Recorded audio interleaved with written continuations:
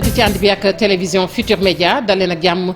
ci xibaaru marax mi ponk yu ca gën a fës bokk ca coow la nekk ca daara ju kawe ja ca Ziguinchor ñu duppee Assane Seck ba nëgëni nag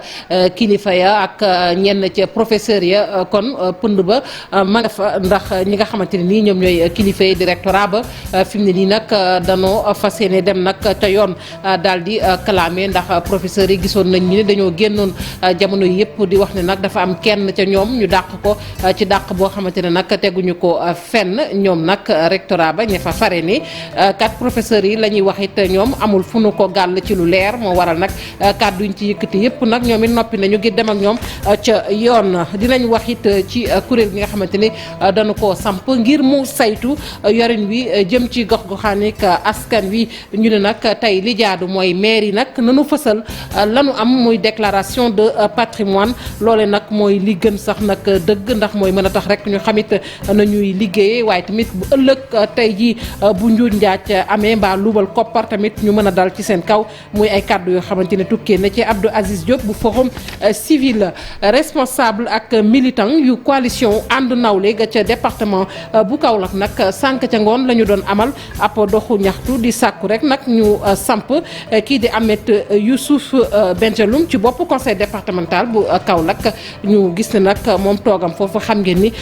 cour d'appel nag dafa am lu mu ca gàntal dafa gàntal kon installation ba loolu nag indi fa coow lu rëy ba tax na ñoom ñooñu nag ñu ne daal na mu gën a gaawee na toog ca bopp ba ndax dafa gañe bu leex nañ coalition Benno Bokk Yaakaar ci wàll woowu di rafetlu nag taxawaayu cour d'appel ak ni mu neenalee installation bu Benjeloum ci bopp conseil départemental bu Kaolack bu ñu sukkandikoo ci Kossé Diané am na ay kàddu yu mu ci yëkkati daa ngeen ko dégg ci biir xibaar yi mbokk yi ponk yaa ngi nii bu ngeen taaxirloo tuuti ñu faram fàccee xibaar yi.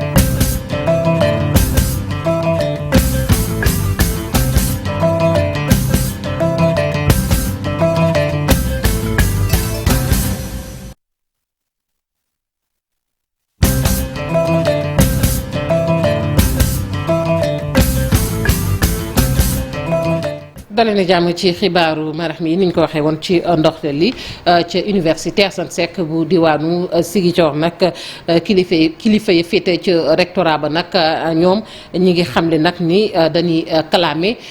ñii di professeurs ya fa nekk ndax professeurs yooyu am na ay kàddu yoo xamante ni dañu koy yëkkati di leen jiiñ ni ñoom dañoo dàq kenn ca jàngalekat ya te teguñu ko ci yoon mu nekk ay kàddu yoo xamante ne ñoom it jàpp nañ ni am na daal lu ca bari loo xamante ne ni dëppawul ak yoon ba tax na waa rectorat am nu ñu taxawee ci wàllu woowu ñu ngi ci doon janoo ak taskatu xabaar yi ci daara joojee dañu fay fekk ji Boubacar Diassi ak Lamine Mandiang. gannaaw bu ñenn ci ay professeurs yu université Assane Seck bu Ziguinchor ñu jàpp ni ñoom dañu bokk ci ab kuréel bu ñu naan collectif daal di yëkkati kaddu ngir ñaawlu lu ñu duppee dàq bu yenewul maanaa bu benn professeur bu jigéen bu nekk ci département histoire et civilisation kilifa yi jiite bii la université te ñu leen di woowee autorité rectorale ne ñoom de noppi nañu ngir yóbbu mbir mi yoon ndaxte dañu cee bëgg a seetal deru université ba. yoon mooy jël mbir mi tranché ko waaye comme autosaisine yoon du saisir boppam autorité rectorale administration bi jël na avocat jébbal ko mbir mi pour mu saisir justice mu def liggéeyam ci mbir mi am ni kii di directeur bu yor communication bu université Assane Seck bu Ziguinchor di fi fàttali ni ñuy recruter képp ku bëgg a liggéey ci université ba rawatina nga bëgg a doon professeur. ki ñuy wax nag ne ñu jóge foofu ñu ne dafa am seen su benn collègue nekkagul collègue stagiaire la fi woon waaye boo nekkee di def stage si bërëb bu dee stage ba nga def xool nañu la ña la war a saytu nañu la joxewloo satisfaction pour wane sa capacité. sa compétence pour mun a bokk ci établissement bu munti doon liggéey fa établissement boobu am na sañ-sañ remercier la. suñu sukkandikoo ci kaddu yii les autorités rectorales kuréel boobu ñu duppee collectif daanaka yoon mayu ko sax mu judd ci biir la université. ndax boo koy seet ci nombre bi nga xam ne ci lim bi ñoom waxuñu ba léegi wanewuñu fenn ne diw enseignante diw mooy signé bokk ci ñoom. ndax université bi dafa am nu muy doxe ci ay respecter loi ak règlement dëkk bi muy enseignant yi ak seeni syndicat ku ci am looy ñaxtu ci gestion wu université bi foofu ngay jaar pour poser ko. autorité rectorale yi université Assane Seck bu Ziguinchor weddi nañu it tuuma yu ñu teg seen i der ne ñoom day bu ñuy jël nit ngir mu liggéey ci bii la université il faut que mu am fi nga bokk. Boubacar Diassi ñu des ci wàllu njàng mi bi yoon nag wax ci secrétaire général bu CELS authentique di Abdou Fati moom ma nga woon ca diwaanu Ndar di ŋàññi nag koppar yi nguurug Sénégal daal di yëkkati ne xëy na warees na koo teg ngir indi saafara ci jafe-jafe yi lu toll ci juróom-benn fukk ak juróom-ñaar ci milliards loolee nag daal moom daf koo jàppee rek ni mbirum kon mbuxum ma nga ca gannaaw moom Abdou Fati mu teg ci di naqarlu doxalinu ñenn ci jàngalekat yi féete ci privé bi loolu nag ay kàddu mu yëkkati la ca diwaanu Ndar dénk ko sunu naataangoo ba ñu fa toogal di Ousseynou Diop ak Habib Seck. lu tax sax déggoowuñu mooy liñ naan indemnité de logement bi ñoom dañuy indemnité de logement na ko professeurs yi amee nii yeneen yi am nii yu maître yu ndaw yi am lii ñu ne loolu mënuñu ko d'accord Senghor ba mu fi nekkee dafa indemnité de logement bi instituteur rek am professeur du ko am parce que ñun ñooy def 30 heures.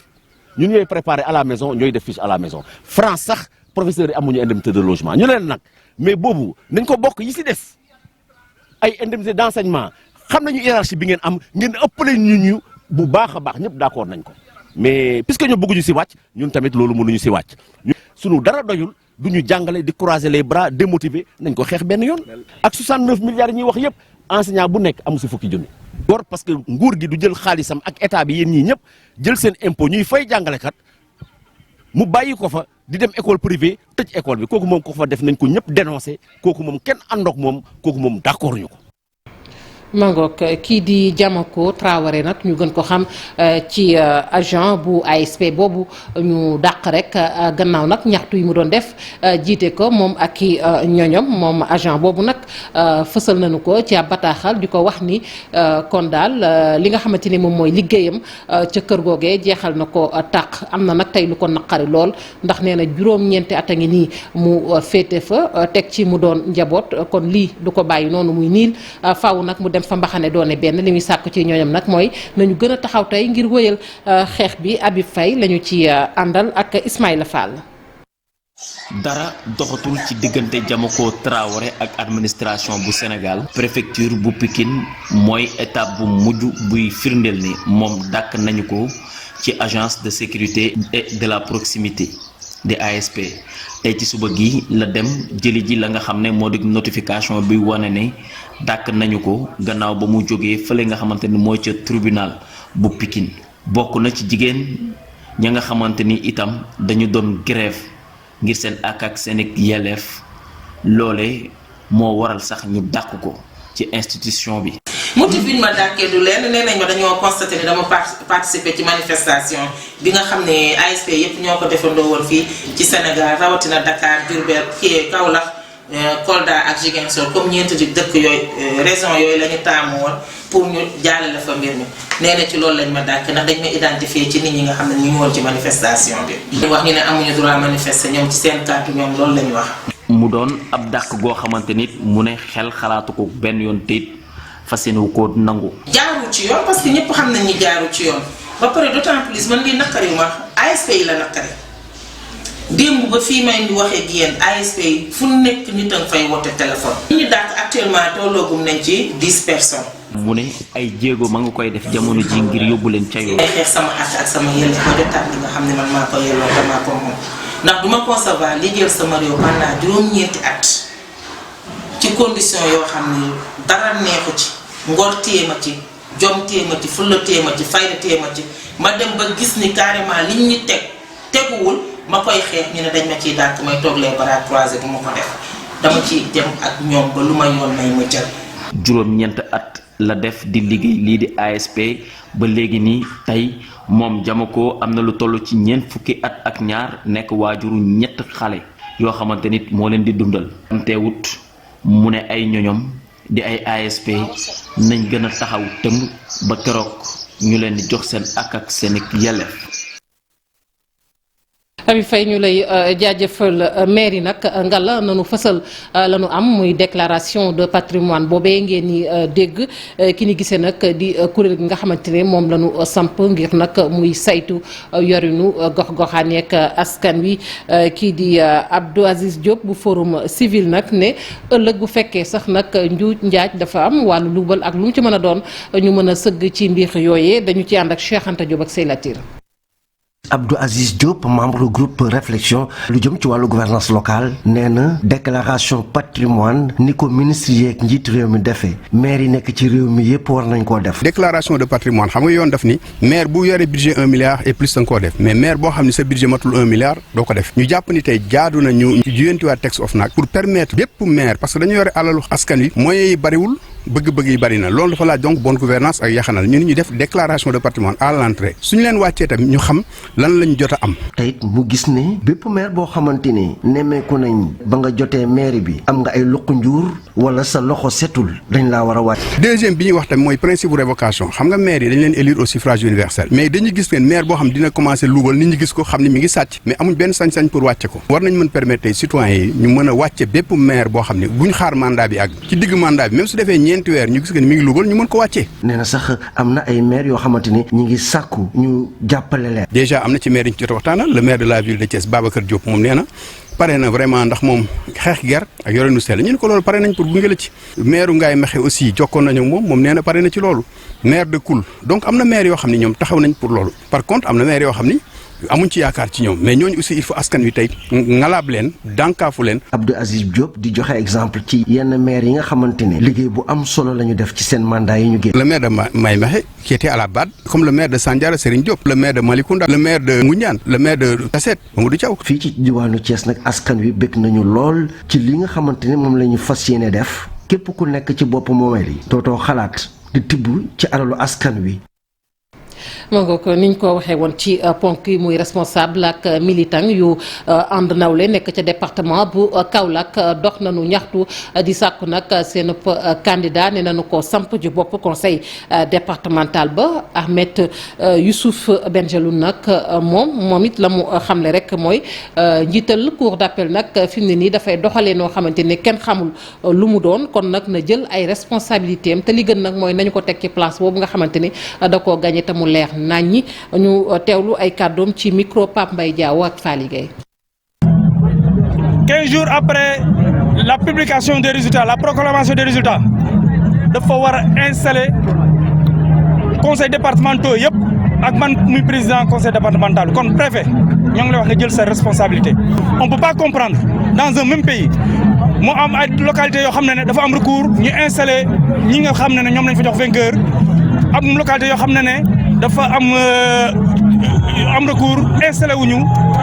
ñi nga xam ne ñoom la résultat joxe vainqueur donc dans un même pays mënuñu am deux droits. le département Kaolack waru nekk collectivité locale boo xam ne day nekk en vacances te ñàkk a installé le président du conseil départemental day indi vacances ci tête conseil départemental bi donc ñoo ngi lay wax nga jël ses responsabilités. Cheikh Ousmane Kane dama ne nit ku dul juum amut te ku nekk ci la ngay liggéey ci ngay juumee la grandeur d'une personne mooy soo juumee nga nangu ko monsieur Kane vous avez fauté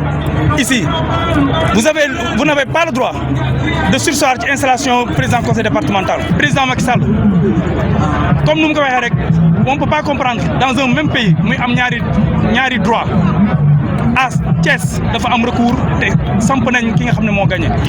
am Mbacké dafa am recours te samp nañ ki nga xam ne moo gagné Timbo moo ngi ni installé nañ ko te am na recours kon boog pourquoi l'exception de Kaolack donc maa ngi leen wax ne recours bi ne suit son cours normal mais installation bi nañ ko def. ma ngoog ni ngeen ko gisee cour d'appel nag moo gàntal boobu bépp installation mu metti ko lool moom moomee waaye nag Kosé Diané fare ci Benno Bokk Yaakaar coalition boobu moom nag mi ngi rafetlu nee nañ gàntal googu nga xamante ne nag cour d'appel gàntal na ko rek tegub njiital conseil départemental bu Kaolack ca bopp ba coalition Benno Bokk Yaakaar nag mi ngi woo ay partisans yooyu nag ñu ànd ko daal te am yaakaar nag ci justice ndax jàpp na ni dana def liggéeyam nu mu waree ci mbir moomu ñu teewlu ko moom Koso Diané moo wax tey ci turu coalition Benno Bokk Yaakaar. résultats yi communiqué ñu ko xoolee daal am na ay problème parce que yëf yi du benn ak loo xam ne nii xewoon na ci yenn bureau de vote yi ba tax na dafa perturbé woon vote bi ñu bëri ñëwoon nañ pour voter mënuñ koo def ndax ragal parce que xam ngeen ne am na ci bureau de vote yoo xam ne ni am na ñu fa ñëwoon ay di tiital nit ñi pour ñu bañ a voter suñu candidat bi nga xam ni mooy Pape Mademba bi tey que yu mel noonu su amee yoon may na la nga contesté ko maanaam nga def appel nag coalition bi ñu dajee ñu ngi rafetlu bataaxal bi nga xam ni fan yi ci gannaaw premier président cour d'appel bi génne woon na ko pour wax nañ dàq ajandiku maanaam installation conseil bi. bi situation bi amee nag gis nañ ñi nga xam ni ñoom lañ ko seqal commencé nañ di def ay pression def ay marche di saaga nit ñi lu ne ñu ngi koy def pour xoqatal nit ñi loolu ñu ngi koy naxarlu ñu ngi koy condamné parce que on est dans un pays de démocratie de droit d'état de droit yoo xam ne. mangook Fouta Tampi nag fi mu ne nii dañu taxawaat def benn say ngir gën a xeex nag njiit la di njiital mouvement ba France nag la jógee mi ngi dajale nag ay membres am nee na nag di naqarlu bëgg nag sanctionné la wax waa Benno Bokk di naqarlu waaye tamit la mu gis rek mooy Benno Bokk Yaakaar li leen dal ci wote yi ñu génn nag te ñoom ñoo ko teg seen bopp. Kanel Ndiaye mi ngi sàkku ci président Macky Sall nag mu xool nu muy doxalaatee ndax bu xoolee tey jii nii mu lajjee ci wote yi ñu génn nag dafa am lu ko sabab Ali Bandel ñoo la ñuy fekk ji ca diwaanu Matam. Benno Bokk Yaakaar musul wàcc 95% waaye élection locale yi ñu génn nërmeelu gu métti lañ ci jëlee nde tuuti rek la ñu dépassé 51% yokk ci nag mu di lu njëkk itam juróom ñaari commune ak conseil départemental bu Ranérou ñàkk nañ ko mu di ab contre performance bi nga xam ne nag avertissement la askan wi envoyé ci njiitu réew mi di Macky Sall. liñ naan coow li ñun la en ce moment parce que département de Ranérou tey ji mouvement président Yeeju Fouta membre mouvement président Yeeju Fouta ñu bëri premier adjoint au maire ou deuxième ou troisième adjoint au maire lañu ci département de Ranérou en tout cas différence am na te vraiment ku nekk xam na ni changement am na ñun nag lii moo nekkoon suñu combat na nit ñi xam ki leen di njëriñ ñu xam kan la ñuy fal ak kañ la ñuy folli du parce que sama mbokk nga wala yàgg nga fi wala ci gouvernement nga bokk rek fii ngay des loolu dafa jeex ci Fouta. tournée de remobilisation lay amal jamono yi ci diwaanu Matam ki jiite mouvement de contestation bi gën a rëy ci diwaanu Matam mu ngi artu di sàkku ci njiitu réew mi mu rectifier tir bi laata yeneen mbetteel ci élection législative yi ñu dëgmal la. législative te foofu lay gën a metti daal je le dis haut et fort législative day gën a metti. te ay surprise yu bëri dinañ ci génn li ci kanam nag comme ni ñuy wax raw li bët nañu xoolaat li ñuy def ñu xam ni ñi nga xam ni dañoo ragaloon dugg ci seen jeu bi ñuy defe ni ñoom rek ñoo fa ne léegi loolu changé na ku nekk mën naa dugg ku nekk mën naa combattre ku nekk tamit mën naa gagné dama koy delloowaat encore di ko ñaan na gestu waa Fouta ndax man loolu ma yëkkati na gestu waa Fouta jeunesse bi sonn nañu mag ñi sonn nañu population bi sonn nañ. ci assemblée générale bi ñu woote woon nag ci dëkk bi di Amady Ounaré Kellel Ndiaye ñu interpellé na njiitu réew mi itam ci situation liggéeykat société bi exploité phosphate ya ca Ndendoor yi nga xam ne lu ëpp ñaari at a ngi nii kenn fayu leen mu di nag ab journée d'échange bi nga xam ni mu ngi amee ci teewaayu ay délégué yi bawoo ci mbooleem gox-goxaatu diwaan bi. ca Touba Mbacke nag ña ngay waajal bésub Kazu Rajab mu nekk màggaluk sëñ Fallou googe ab CRD nag amal nañu ko ngir nag sëgg ci waajkaay bokk na ci fexe nag ba ndox du ñàkk ci dëkk bu sell boobu ak it yeneen i motuwaay yoo xamante ne jël nañu ko ci wàllu kaaraange ñu teewlu gouverneur Gorgui Mbaye ci micro Babacar Diouf. docteur moom tàmbali na bu yàgg te sax ren dañuy sant yàlla ndax am nañ sami bu jot bu Touba te loolu amuloon daaw nga xam ne yokkute ci diggante bi am na. lu ndox dégg nga génn ko am na forage yoo xam ne maanaam li muy génn ci ndox dafa wàññeeku moom nañ naan baisse de débit loolu nag bu ñu si jógee tey ci ngoon deñ xayma seet forage yooyu naka la ñuy def ba ñuy mën a joxe ndox mu doy ba ci sax centre de santé bu poste de santé bu Ndindi bi nga xam ne ay sareet yu duy ndox te loolu xam ngeen ne ndox moom ci ku feebar ndox mu sell la war a doon ñu xam nuñ koy duyee ak fu ñu koy duyee loolu bokk na ci paj mi waaye hôpital moom warta ñàkk ndox moo tax jël nañ dogal sax ne tey ci ngoon nañ fa yóbbu bâche ba ker ba problème bay faj. si wàllu kaaraange aussi dégg ngeen mesures yi ñu fi jël police dina def li mu war li ko war yëpp patrouille yi fu ne ñu nekk fa di leen gis di régler circulation bi di mën a nekk ci ànd ak comité d'organisation bi ci cérémonie bi ñoom daal nañ daañ ko taxawe balay ñëw ci jour bi ba bu passé ba nga xam ne du am buuxante kenn du mën a lor kenn gendarmerie waxi noppi. ma nga ñu yegg ba France nag wax ci ndaje mi nga xamante ne boole na mbootaay réew yi tugal yi ak mbootaay réew yi Afrique yi président Emmanuel Macron nag daal di koy jiite ak naataangoom bi bu Sénégal bi di président Macky Sall ñu waxtaanee fa nag lu am solo ndaje moomu nag agence française de développement moom moo ko amal solo si mooy nu ñuy fexee rek ba gën a ñoŋal lëkkaloo gi su ko defee tamit jëflante gi gën a mën a ñoŋ ci diggante Europe ak Afrique. leeral yi dañu ci ànd ak Chérif Diop Hamza Diallo ci caméra bi. ndaje bi nag mi ngi xeewee ci teewaayu bailleur de fonds yi ak yeneen yi ndaw réew solos ndaje bi nag mooy waxtaanee relation yu bees yi war a am diggante Afrique ak Europe ci ay kàddoom président Macky Sall nee na relation Afrique ak Europe dañ ko war a gën a tabaxaat ba ku ci nekk gis ci sa bopp. Alors cette rencontre donc disais-je vient à son heure. Et nous sommes toujours dans la perspective d'un partenariat euro-africain que nous voulons rénover. ndaje mi dafa ñëw ci waxtoom ndax dañu bëgg a yeesal partenariat bi am diggante Afrique ak France pour mu nag mu am ay résultats yu leer Afrique dafa toll ci tàmbalik développement waaye investissement direct étranger yi dañu nemeeku ne ba tey dafa néew ci continent bi. qui débute. Et nous sommes à une phase du processus de développement qui fait que l'investissement direct étranger reste encore faible en Afrique malgré les efforts, les réformes. beneen partenariat bu bees ci diggante Afrique ak Europe lu war la te dafa jot ci ay kàddu président français Emmanuel Macron. Je crois dans une nouvelle alliance entre l'Afrique et l'Europe. J'y crois parce que j'aime l'Afrique. man dama gëm ak lëkkaloo bu yees diggante Afrique ak France ndax dama bëgg Afrique jeunesse am ak créativité ak lépp li fa am te Afrique dafa mën a indi ay solution ci marché adduna bi te moo ngi koy tàmbale def dina fi indi dooleem waaye tamit dina indi wàllam bu baax a baax. Et je pense que nous sommes à un point d'inflexion où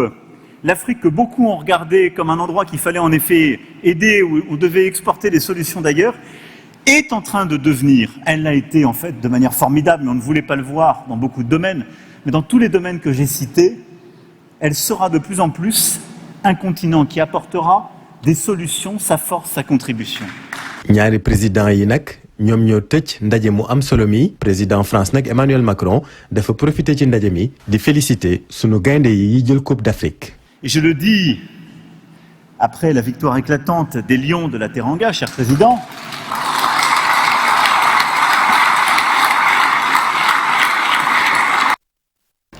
ma nga ko sunu gaynde yi mu koy jaajëfal bu baax a baax moom Emmanuel Macron ci ndam li ñu am ci Afrique